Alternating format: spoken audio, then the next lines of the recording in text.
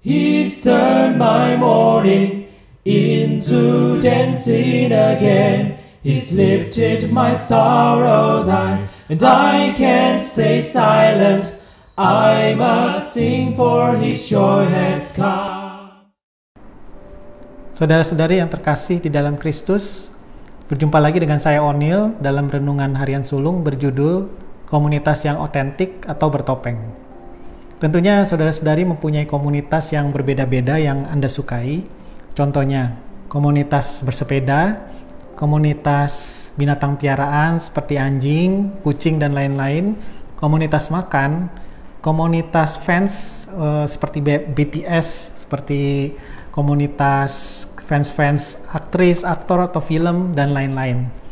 Nah, tentunya ada sesuatu yang diinginkan di dalam komunitas tersebut. Tapi saya ingin menawarkan sebuah komunitas idaman yang akan menarik semua orang dari segala kalangan dan berbagai suku dan ras. Apakah komunitas itu? Komunitas itu adalah komunitas gereja. Kenapa komunitas gereja menarik? Karena dia menawarkan satu komunitas yang otentik. Nah, dari kata otentik sendiri, apakah artinya? Otentik itu berarti dapat dipercaya, tulen, asli, sejati, bahasa Inggrisnya genuine. Mungkin kita akan ambil kata asli, ya, atau apa adanya. Nah, kata otentik ini adalah sebuah komunitas yang artinya sangat otentik, sangat apa adanya, memperlihatkan wujud aslinya. Saudara-saudari, mari kita buka firman kita dari Yakobus 5 ayat 15 sampai dengan ayat yang ke-16. Saya bacakan. Dan doa yang lahir dari iman akan menyelamatkan orang sakit itu, dan Tuhan akan membangunkan dia, dan jika ia telah berbuat dosa, maka dosanya itu akan diampuni. Ayat 16. Karena itu hendaklah kamu saling mengaku dosamu dan saling mendoakan supaya kamu sembuh. Doa orang yang benar, bila dengan yakin didoakan, sangat besar kuasanya. Nah, saudara-saudari, di dalam ayat ini ada kata sakit, orang yang sakit. Jadi di sini berasal dari kata Yunani asthene, artinya lemah iman, capek, lelah hati, lemah hati nuraninya. Jadi bukan berarti diarahkan kepada sakit yang sifatnya fisik saja, tapi lebih ke arah sakit secara hati, secara jiwa, secara spiritual. Nah, di sini dikatakan bahwa di ayat 16, mengaku dosa kita, kerapuan kita, kelemahan kita, kesulitan kita menjadi otentik, kemudian didoakan oleh orang yang benar, orang yang dewasa rohani mendoakan, dan kemudian terjadi kuasa pemulihan Tuhan dan kita kemudian sembuh. Jadi langkah-langkahnya seperti ini, saudara-saudari. Otentik, mengaku kelemahan dan keberdosaan kita, kesalahan kita, kemudian kita didoakan oleh orang yang dewasa rohani, kemudian terjadi pemulihan hati atau pemulihan jiwa oleh kuasa Tuhan. Jadi inilah arti dari ayat ini. Jadi otentik itu di dalam sebuah komunitas menjadi apa adanya itu adalah sangat-sangat penting, saudara-saudari. Menjadi sebuah komunitas yang otentik di dalam sebuah relasi, di dalam komunitas gerejawi, itu tidak mudah, saudara-saudari. Saya cenderung memperhatikan bahwa kita itu lebih suka berelasi di dalam gereja, di dalam komunitas gereja itu cenderung bersifat surface, atau mungkin bertopeng, atau pembicaraan kita itu bersifat hanya di permukaan saja. Kadang kita tidak kenal sama sekali dengan orang-orang di sekitar kita, orang rekan-rekan sepelayanan kita atau sesama jemaat dengan sangat-sangat mendalam. Apa saja ketakutannya, kekhawatirannya, apa saja aib-aib di masa lalunya, keberdosaannya. Kadang kita tidak bisa berbicara, bercakap-cakap sampai kedalaman seperti itu. Dan seringkali percakapan kita itu hanya di dalam relasi permukaan saja.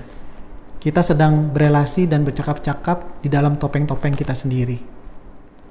Saudara-saudari, saya pernah praktek di sebuah gereja dan saya melakukan sebuah acara di pemuda remaja. Saya tidak sebutkan nama gerejanya ya. Jadi acara itu bercerita tentang masa lalu, keberdosaan mereka, luka-luka batin mereka, cerita keluarga mereka, aib-aib mereka. Kemudian mereka menceritakan semua dan muncullah beberapa kisah-kisah yang cukup mengerikan saat itu. Jadi ada KDRT di rumah mereka diceritakan secara detail, dan waktu kecil mereka beberapa orang itu ada yang dianiaya sama pembantu, digamparin waktu kecil, waktu mereka menangis oleh pembantu, seperti itu.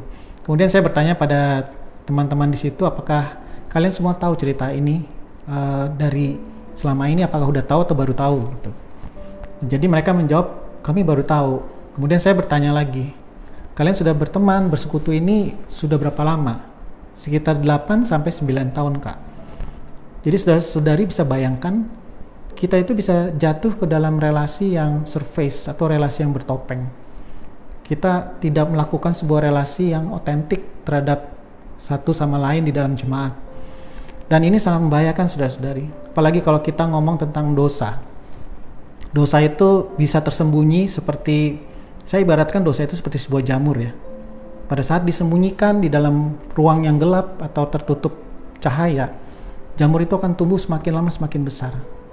Karena itulah untuk mengalahkan jamur atau dosa ini, kita perlu membuka agar jamur ini diterangi oleh sinar cahaya. Demikian pula dengan dosa. Karena itu confession atau pengakuan dosa itu sangat penting di dalam gereja.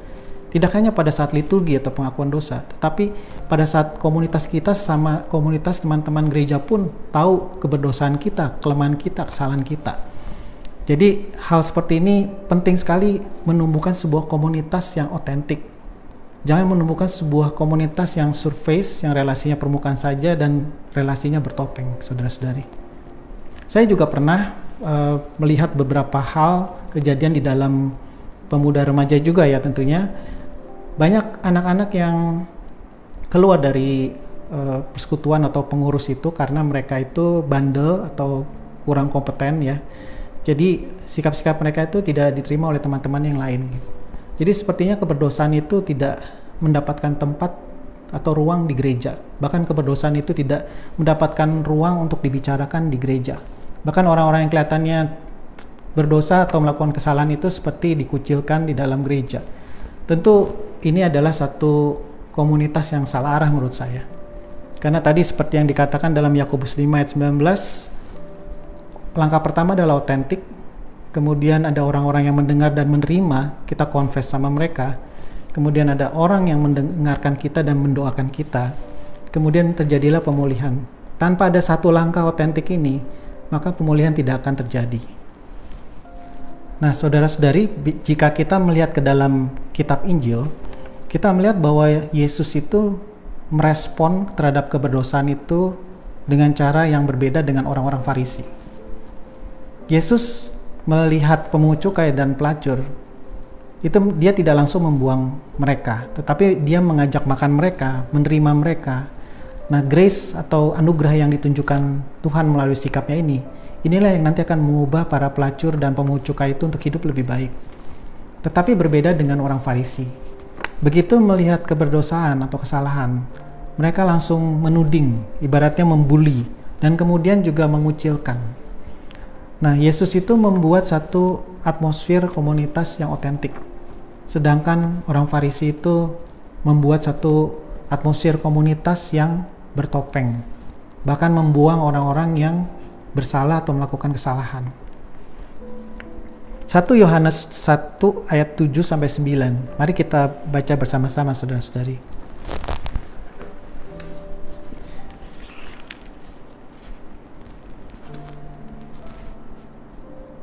Tetapi jika kita hidup di dalam terang, sama seperti Dia ada di dalam terang, maka kita beroleh persekutuan seorang dengan yang lain. Dan darah Yesus, anaknya itu, menyucikan kita daripada segala dosa. Jika kita berkata bahwa kita tidak berdosa, maka kita menipu diri kita sendiri dan kebenaran tidak ada di dalam kita. Jika kita mengaku dosa kita, maka Ia adalah setia dan adil, sehingga Ia akan mengampuni segala dosa kita dan menyucikan kita dari segala kejahatan.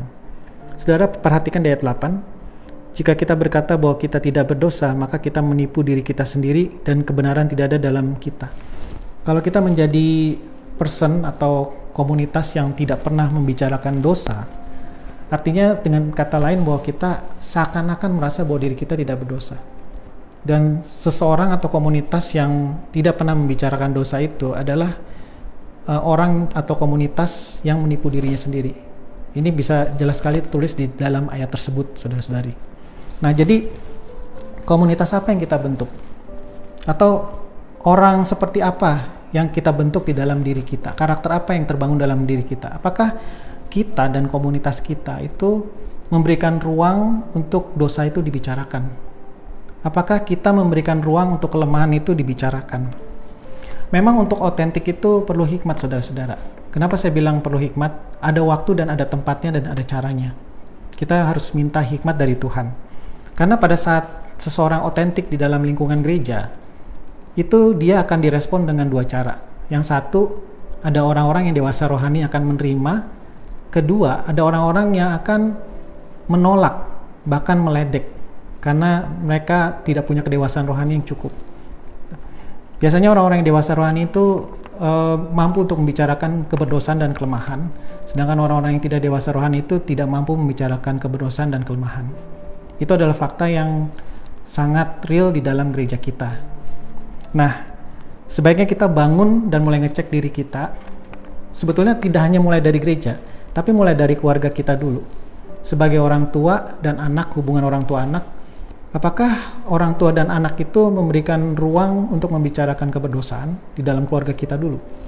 Apakah ada masa-masa di mana orang tua menceritakan kelemahannya, keberdosaannya pada anaknya, pergumulan-pergumulan orang tua kepada anaknya?